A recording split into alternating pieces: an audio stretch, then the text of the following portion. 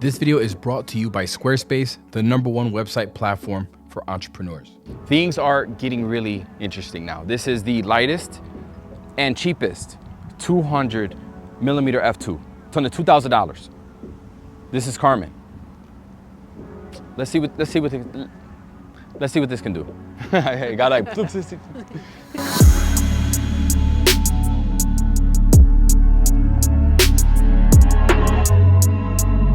You roasted my car now? The wheels, it's just gonna slide everywhere. That's why it's a prototype. It's a prototype. Look, see this little, you know what I'm saying? Hey, I gotta just tighten that up. It's all right. It's okay. Okay, shot number one, I'm working with what I got. One thing that I see here is I get her reflection, a little bit of a reflection on her left side. And what I'm gonna do is I'm gonna use her reflection as part of the composition as well. And I think that, you know, just the angle behind her, you know, it looks like a nice shot. So the first thing I'm gonna do is make sure I pretend my flash doesn't exist. I'm gonna take some ambient photos first. And then I'm gonna turn on the flash and then only focus on flash power.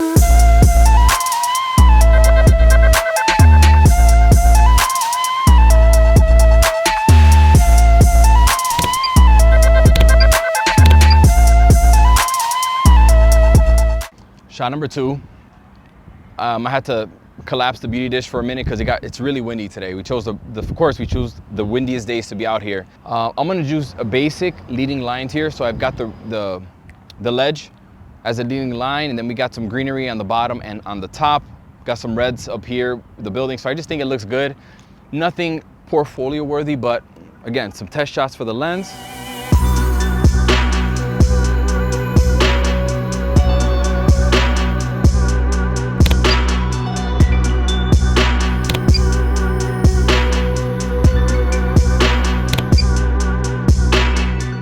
Oh, it's starting to rain. Okay, for this quick shot, I'm gonna use, see, I wish I had a different lens. 200mm is I'm not gonna be able to take advantage of us being so high in this staircase here, but it does give me like an open window. And she looks elevated because, you know, we're above the trees. The tree line is down there.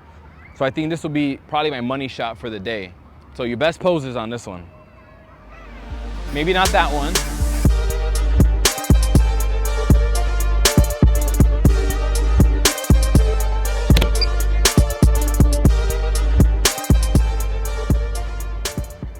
Now I'm gonna shoot from a higher angle so that we could take advantage of the fact that there's nothing behind her.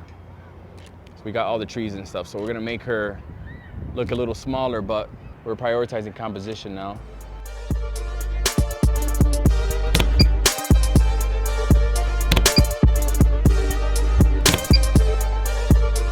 All right, for my final shot, I'm gonna shoot along this alleyway, and I like it because of just all the neutral tones, right? We got the concrete wall, but I'm mostly choosing it just because I need so much damn room to use a 200mm, so I'm really limited in how my compositions here.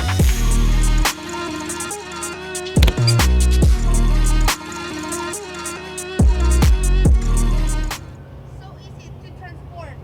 See? Okay, now to change things up, because the shots that I did up there, she wasn't leaning on anything. There was no foreground. It was just her in the middle.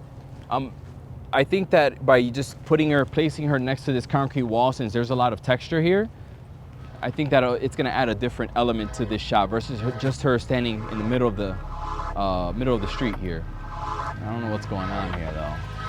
Now, if you want to learn how I approach off-camera flash, I recently created a mini course showing you my process from start to finish. The link is in the description box.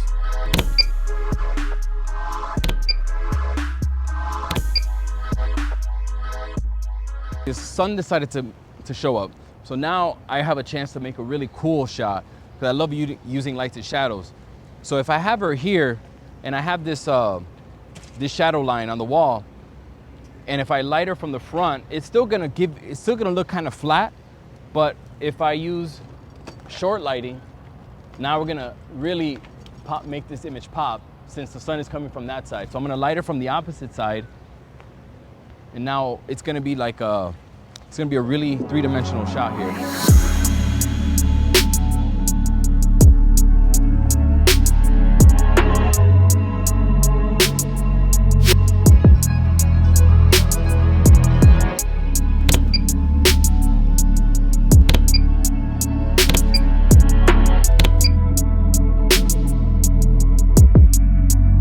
Now, these are my first impressions of the Laowa 200mm f2, but I have to quickly send a shout out to the sponsor of this video for making this video possible, and that's Squarespace. Now with Squarespace, they absolutely make creating any kind of website, online store, even a personal blog, easy for anyone to set up and manage on their own. I've never come across a service that is this easy, this seamless to use.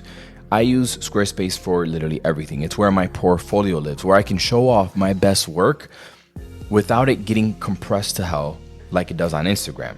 It's where I manage my online store, where I sell my presets, and even where I sell my off-camera flash mini course that I created all on my own, leveraging all their new AI design tools and features, right? If I had any questions, I could just simply reach out because they have 24/7 customer support. So no more waiting. Photographers, try it out, and if you love it, use the coupon code Manny and you will get 10% off your first purchase. Okay, taking this lens out of the box, my first thoughts were, well, looks nice.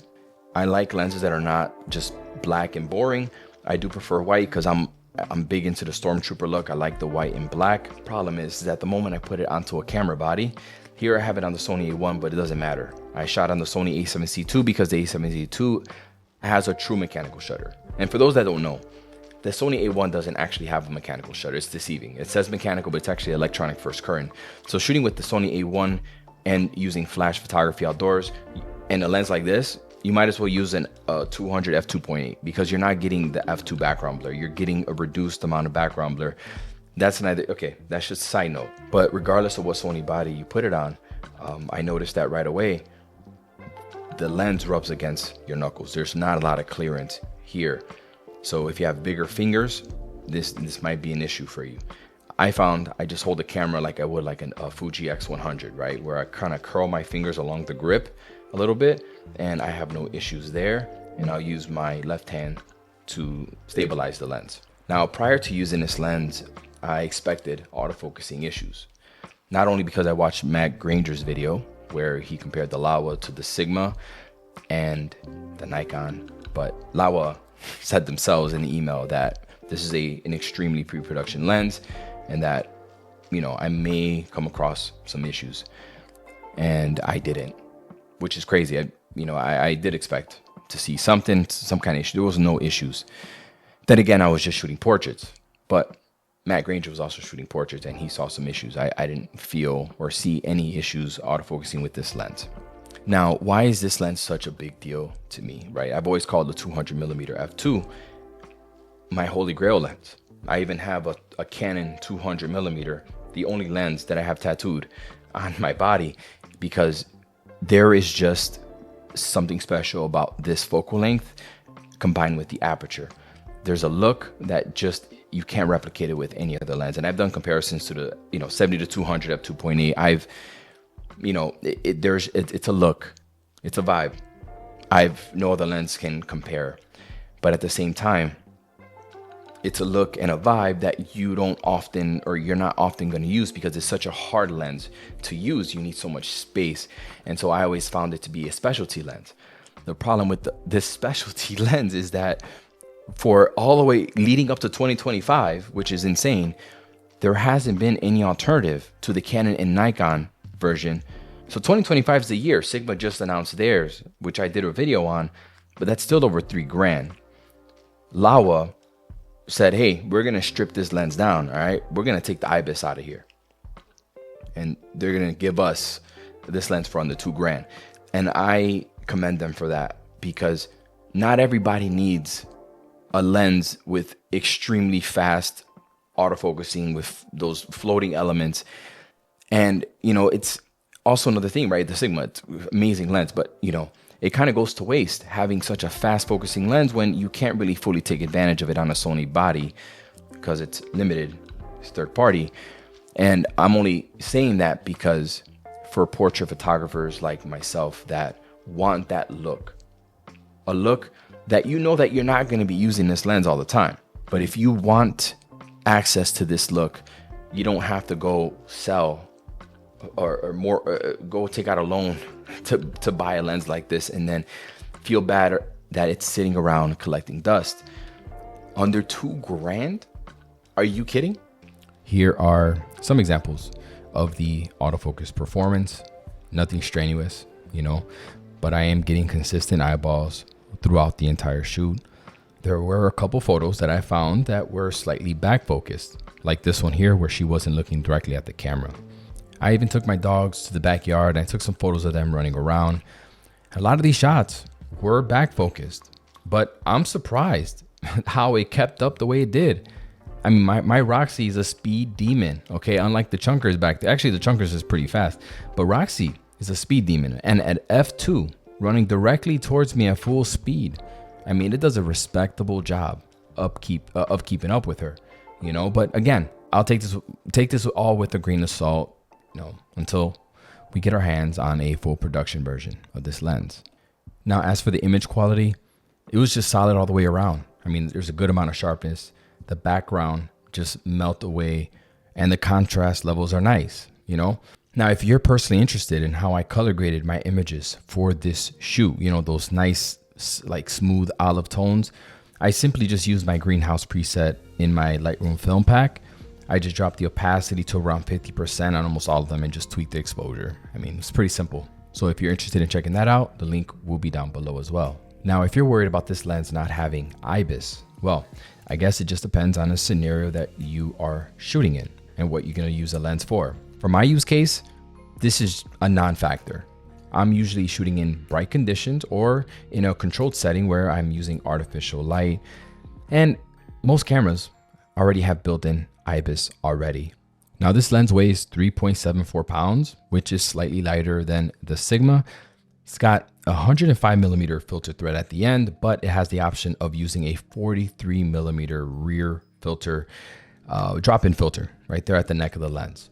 So, you know, at the end of the day, this lens offers a very high value proposition, you know.